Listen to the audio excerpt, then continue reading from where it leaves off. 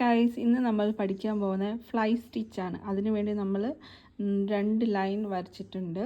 അതിൽ ഈ സ്റ്റിച്ച് നമ്മൾ മെയിനായിട്ട് ഉപയോഗിക്കുന്ന ഇലകളുടെ ശാഖകൾക്ക് വേണ്ടിയും പൂക്കളുടെ പെറ്റൽസിന് വേണ്ടിയും മരത്തിൻ്റെയും ചെടിയുടെ ബ്രാഞ്ചസിന് വേണ്ടിയാണ് ഫ്ലൈ സ്റ്റിച്ച് മെയിനായിട്ട് നമ്മൾ യൂസ് ചെയ്യുന്നത്. ഇത് നല്ലൊരു ഡിസൈനാണ് ഫ്ലൈ സ്റ്റിച്ച്.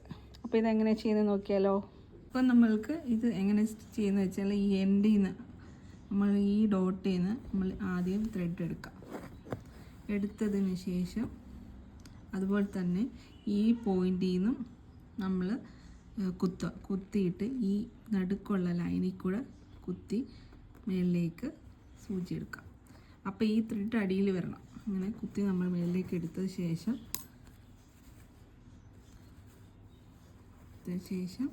നമുക്ക് ഇഷ്ടമുള്ള ത്രെഡ് കളേഴ്സ് ഉപയോഗിക്കാം കേട്ടോ. ഇങ്ങനെ വരും.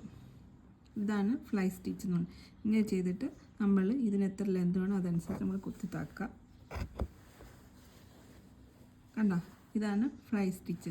എഗെയിൻ നമ്മൾ ഇത് ഇത്രയും ചെയ്ത് കഴിഞ്ഞ ശേഷം നമ്മൾ എന്താ ചെയ്യുന്നത്, ഇത് ഈ കുത്തിയതിൻ്റെ ജസ്റ്റ് താഴെ കുറച്ച് താഴേക്ക് കൊണ്ടുവരാൻ നീഡിൽ കേട്ടോ. അത് കൊണ്ടുവന്ന ശേഷം ഇവിടെ നിന്ന് കൊണ്ടുവന്നതിന് ശേഷം അതേ ലെവലിൽ തന്നെ ഇവിടെ കുത്തിയിട്ട് എന്താ ചെയ്യണേ, ഇതില്ലേ ഇതിൻ്റെ മധ്യഭാഗത്ത് കുത്തി നമ്മൾ നീഡിൽ മേളിലേക്ക് എടുക്കണം. അതിന് ശേഷം ഈ ത്രെഡ് ഇതിൻ്റെ അടിയിൽ പോകണം.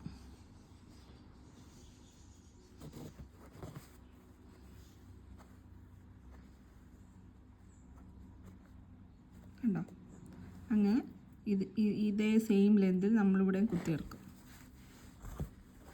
ഇതെപ്പോഴും നമ്മൾ ശ്രദ്ധിക്കണം. കാരണം എന്താ വെച്ചാൽ ഇതിൻ്റെ ഇടയിൽ സ്പേസ് വീഴാൻ പാടില്ല. ഇങ്ങനെയൊക്കെ തന്നെ കണ്ടിന്യൂ ആയിട്ട് പോകണം. അപ്പം ഇതിൻ്റെ അടുത്ത് എത്ര സ്പേസ് വിട്ട് അതനുസരിച്ച് നമ്മൾ സൂചി കുത്തിയെടുക്കണം.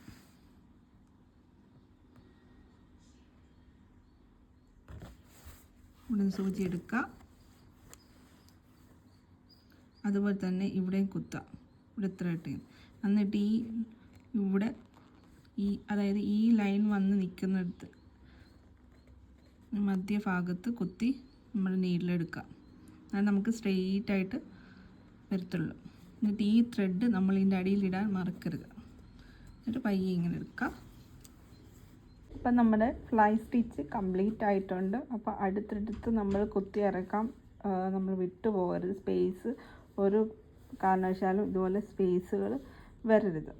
അപ്പോൾ അടുത്തടുത്തായിട്ട് നമ്മൾ ഇത് കുത്തി ഇറക്കുക, ശ്രദ്ധിക്കണം. പിന്നെ പോയിൻ്റായിട്ട് എത്ര ലെന്ത് വിട്ടിട്ടുണ്ട് അതനുസരിച്ച് നമ്മൾ കാൽക്കുലേറ്റ് ചെയ്ത് എല്ലാം ഫ്ലൈ സ്റ്റിച്ച് മനോഹരമാക്കാൻ നോക്കുക. ഇത് മെയിനായിട്ടും മരങ്ങളുടെയും ചെടികളുടെയും ബ്രാഞ്ചുകൾക്ക് വേണ്ടി ഈ ഒരു ഫ്ലൈ സ്റ്റിച്ച് നമ്മൾ ഉപയോഗിച്ച് വരുന്നുണ്ട്. പിന്നെ ഇലകൾക്ക് വേണ്ടിയും പിന്നെ പൂക്കളുടെ പെറ്റൽസിന് വേണ്ടിയൊക്കെ ഈ സ്റ്റൈല് എംബ്രോയ്ഡറി വർക്ക് നമ്മൾ ചെയ്യുന്നുണ്ട്. ഇതാണ് ഫ്ലൈ സ്റ്റിച്ച്. എല്ലാവരും ഇത് ചെയ്ത് നോക്കണം. Thank you so much for watching my video. അപ്പം എല്ലാവരും എൻ്റെ വീഡിയോ ലൈക്ക് ചെയ്യണം, സബ്സ്ക്രൈബ് ചെയ്യണം, കമൻറ്റ് ചെയ്യണം. Okay, by.